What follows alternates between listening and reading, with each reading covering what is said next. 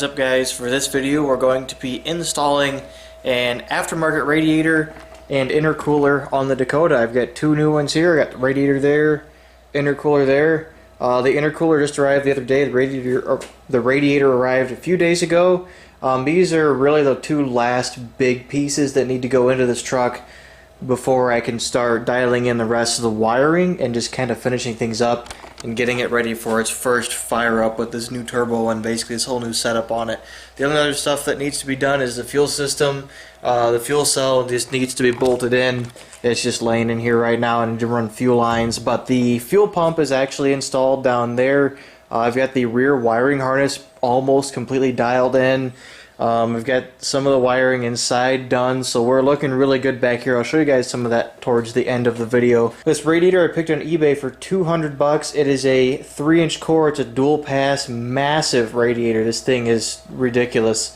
And I think it's a universal radiator. For some reason it said it fit some sort of Chevy, but it didn't specify what kind of Chevy, so I think that was just in there for listing purposes to make it come up in the search. Yeah, this is a giant radiator. It is pretty much as wide as this point to this point between the brackets as it just barely fits in between them, which is perfect. I wanted to get the biggest radiator in this thing that I possibly could, and the same thing thickness wise. Like if it was any thicker it wouldn't fit, which is what I wanted. I wanted to get as much cooling as I possibly could in here because I want to future proof this thing. I don't want to have to do all this work again. I want this radiator to be able to stay, and I want that intercooler to be able to stay as well. That's just another eBay special. It's an Amusa 4-inch core, 3-inch inlet and outlet. It's like a 31 by 12 by 4, so it's a very, very large intercooler, much bigger than I'm going to need for this, but when there's a V8 in there and a bigger turbo even, we're going to need that, and we're definitely going to need these. Cool thing about this radiator, though, one of the main reasons I bought it, was that it comes with its own fan shroud and fans. So normally a dual fan kit is going to run you $70, $80, depending on the type of fans and what the kit comes with. So for 200 bucks, I got this massive all aluminum radiator plus the fans and the fan shroud, and it all works together. They're made to go together, so that's really nice. But basically my plan, because this radiator has 4 bosses on the front of it, of course, so my plan is to run some steel strapping from this bar down on the back side and attach the top bosses on the radiator to those, and then run something from the side, and it'll either be off of the frame or off of the bar depending on where those end up, to brace the bottom so it doesn't wiggle.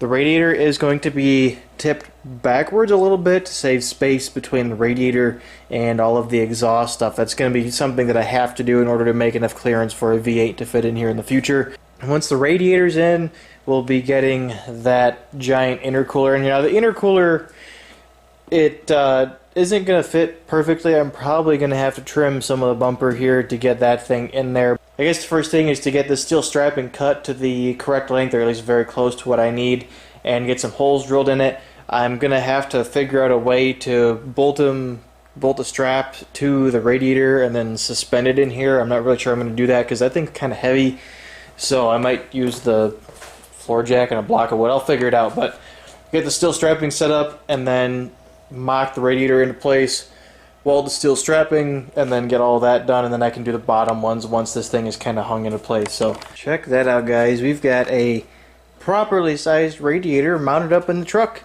This is not finished. I've only got the top tabs welded in, but you can kind of see what I did here. There's a piece of steel strap that comes up through the top. Got it welded on right here. Just bolted it in, and that is all good to go. I'm going to take some measurements down here and see how much I need to pull the radiator forward. I might not have to pull it forward very much on the bottom to get it to clear stuff back there, but I'm going to go and do that after I set the camera down here. But that fits perfectly. It takes up this entire space. Almost all of the radiator is going to be behind the grill area. I don't think there's going to be a grill on this thing anymore because of that, but that's almost 100% where it's going to be able to get some airflow to it. The radiator cap is in a nice height. The lower radiator hose lines up really well with the water pump. So there's water pump, lower hose. So I think a factory radiator hose will work. I ordered a factory hose.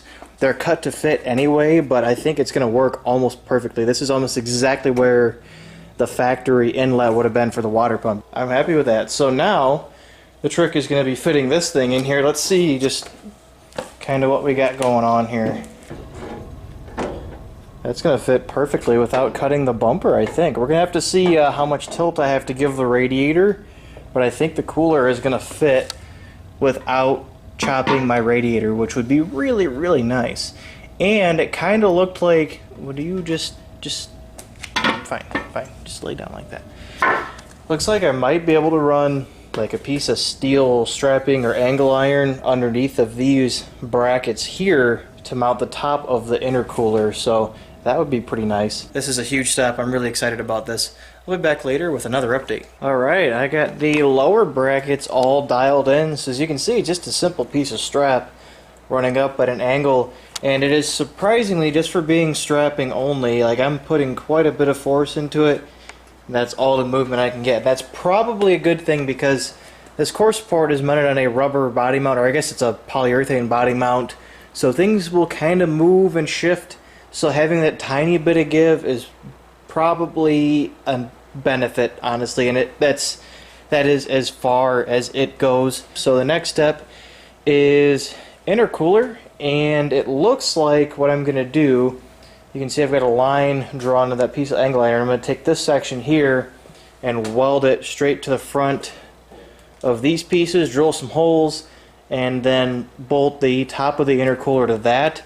And then to brace the bottom of the intercooler, I'm probably going to use some more steel strapping, which I'm running low on, but I might have enough to do it here and make essentially some sort of a Z shape that'll go from the bottom tabs, and I'll probably just weld them to the bumper brackets here or bolt them in or something. I'll probably just weld them because I don't feel like drilling a hole through that. I want to get this intercooler hung up in there just because I want to see it in there.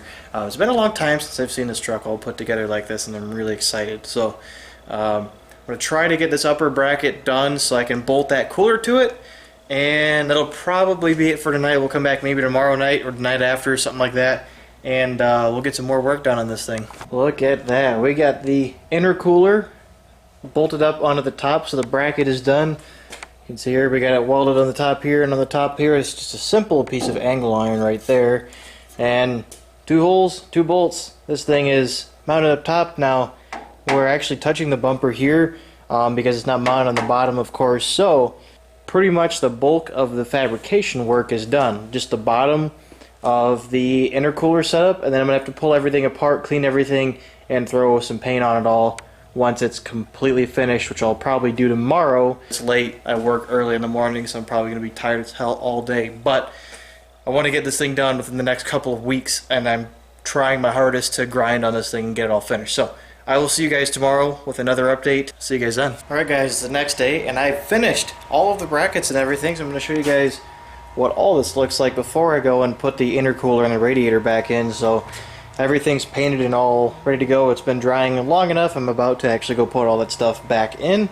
But for the lower part of the intercooler, I just ran some steel strapping across here. This is the bracket that holds the bottom of the radiator in, and I just ran it from the bottom of the intercooler here. What's nice about that is it kind of ties everything together. The radiator has less flex to it. It kind of reinforces this whole thing, and it was just really easy and really simple. If I ever change this setup in the future, this will be really easy to cut off and redo if I need to. Hopefully I won't ever have to, but it'll be easy. And it was just, like I said, simple, easy, cheap, accessible. I didn't have to pull the bumper off to get to any of this, so that was what I went with. Of course, we got, you know, the angle iron that was already on there. There we go. That is the entire bracket setup. Also, I got my coolant reservoir hung up on the fender there. I'm going to put some riv nuts in there and put real bolts in, but I got self-tappers in there just to get the holes located. Tomorrow I got to run to the hardware store before they close, get bolts, and put the riv nuts in, get that mounted up, get all the fittings and stuff in the correct order because I had to flip them from where they used to be. And then that'll be done. Right now I'm going to go get the intercooler and the radiator put back in.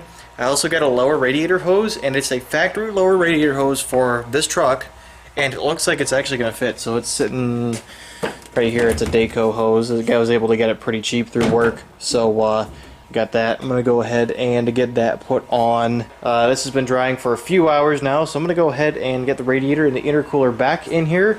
I'm also going to put the grill and the headlight bezels back on so we can get a good look at kind of what this truck will look like when it's all put back together. The grill, well, I'll show you guys what I had to do to it to make it fit, and it does fit. This is all we've got left here. I just cut the bottom half out. This ugly section on the side here will be covered up by the headlight bezels, so I left that there. So it'll bolt in with 4 bolts. It'll be there. It'll kind of cover up this section here. It'll make things look a little bit nicer, and it'll still have the, you know, the Dodge logo on it and everything, which is kind of cool. I'll get back with you guys in a little bit. We'll have the whole front end put back together, and then we'll be done for tonight. Well, there it is. It's pretty much how the front end is going to look. I got the headlights in, both of the bezels on, what's left of the grill. Like I said, still missing the corner lights. These headlights are not going to be the ones that I actually will be keeping on here, but I put them in there just so I could get this as assembled in the front end as I possibly could. Make sure it still fits, which it all does, which is cool. So, yeah, that's it. Everything's bolted back together. That's it. We'll come back tomorrow. We'll finish this video up, and that'll be it. I'll see you guys tomorrow. Alright, everything is finished as far as the cooling system minus the upper radiator hose. So I went ahead and got the reservoir mounted up. I got the fittings all swapped around and stuff. So here's the line coming in, the sight, and then the drain from it is actually running behind that little fender liner piece, so that if it does overflow, it doesn't leak onto the wheels and chuck coolant all over the engine bay, and also hopefully not get it on a tire at all in case, you know, I ever end up having to slam on the brakes or something. There won't be any coolant to make it slip. So ran that through there. It was pretty straightforward. Got one zip tie there, a couple of zip ties holding the hose in up here, and then just running up to the radiator cap. So that is it. Reservoir is in.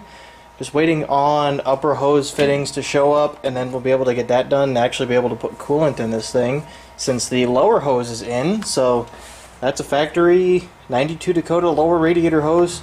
Fit right on there. Just cut it down, which you're supposed to do with these anyway. They're cut to fit because they fit, like I said before, V6 or V8. They're made to fit both of them. The list of things left to do before the first fire up are wiring, of course, which I can now do now that all of this stuff is in its final location. I can actually wire everything. And fuel system. The fuel cell needs to be bolted down. I need to cut a hole in the bed for the sump to hang under. And I'm waiting on a couple of fittings to get here for the fuel system. But I have enough here to at least be able to get the fuel cell mounted, and I think I could run my return line if I wanted to right now. Feed line, I'm missing a couple of fittings for the fuel pump because I'm going to be running dual fuel filters, one before and one after the pump. They're just going to have AN fittings and screw right onto the pump, and that's really the only things missing. I think I'd have to double check, and I need to get an oil pressure gauge at least rigged up inside so I can monitor oil pressure, because right now there's just a open hole in the back of the T where I would normally have it. And then I would like to get a wideband set up, but I don't really need a wideband just to fire it up and run it. To drive it, I need a wideband, but my tune should still be correct, at least to idle it and run it through a warm-up cycle and everything. So, fuel system, wiring, an oil pressure gauge, and that is pretty much all that's left for this thing to get it running. Oh, and some of the exhaust. So, need to make a wastegate dump. I think I have the stuff for that, so I might play around with that later on in the week. And then I have a flange coming for this, and I've got a piece of 3-inch exhaust pipe that used to be on my F-250. It was the old tailpipe sitting back here. I'm going to try to make a hood dump exhaust out of this just as a temporary thing, because I'm trying to just get this finished. I'm going to probably play with this thing during the week, see how much of the wiring I can get done now while I'm waiting for fuel system and coolant system parts to show up. We're close. We're within a couple of weeks from at least the first startup, and we're not too much further from the first official drive with this. I also need to get a bumper so I can mount my license plate on the back. So, but that I don't need to get the thing running, so I'm kind of putting off the whole bumper thing for now because they aren't cheap. I have to buy brackets and a bumper, and the bumper's like 120 bucks. The brackets are like 60, and I need to get wiring for the license plate lights because I don't have any. But yeah, that's where we are at. Oh, and before we go, I just had these on camera and didn't even say anything about them. Those are the new wheels we'll be running this year. So these are factory wheels from a V6 Mustang 2010, same year as my GT, but it was off of a V6, and they're 18-inch by 8 They're nice looking wheels. I actually like these better than what came factory on my GT. My GT has the kind of funny looking 19-inch multi-spoke wheels. I'm not real big on them, but these, if these were on my car, I'd be very happy. Anyway, I picked up these wheels half a year ago at work. Actually, a customer had replaced them and didn't want them, so I actually bought them from them for like 50 or 60 bucks. The clear coat was horrible on them, peeling, had the little spiderweb corrosion things going on. So also, Mustangs have a 70.5 mil center bore. Dakotas have 71.5. So I had to get these center bores machined out, and I also got them sandblasted by the shop that did the machine work on the center bore. Got that done and then painted them, and this is like a dark bronze color essentially, and it looks really, really good. Or is it dark copper or a dark bronze? I can't remember. These things look incredible. I've got center caps on the way for them. Luckily, since it's Mustang wheels, I can get center caps really easily for these, so that's missing, but these look really good. They have basically the same offset as my old wheels, which are now my spares, and I'm really happy with these. These made the truck look so much nicer, just how clean and nice they are. These wheels were okay. I still liked the color, but I wanted something a little bit darker, but I still wanted it to be copperish, brownish color. I didn't want to go gray, so those looked good, but those wheels were really rough too. They were still, the two I didn't get repaired were still bent, and there was one bend in one of them that the shop couldn't get completely pulled out just because it would have cracked the wheel. So I had a lot of vibration issues with them, and they still had a ton of curb rash and stuff. These are OEM wheels. They're completely straight and true, and they have basically no blemishes. There's a couple tiny nicks in them, but nothing serious. That's going to be the end of this video, guys. Front end is all put back together. We've got a, what is that? Oh, there's a tow truck outside. Anyway, front end is all put back together. We got an intercooler mounted, we have a radiator mounted, just waiting on a few minor things, and then the first startup is on its way very, very soon. So stick around for that next couple of weeks. I know right now, currently as I'm filming, I'm way behind on videos because I've been so busy working on this, because there's a lot of stuff going on in the background in my personal life. It's going on and changing, and there's going to be a lot of stuff coming up very soon that's going to make things a lot different, but a lot better. You guys will understand when it all goes down, but yeah, that's it. Thank you guys very much for watching. I appreciate all of you, and I'll see you all later.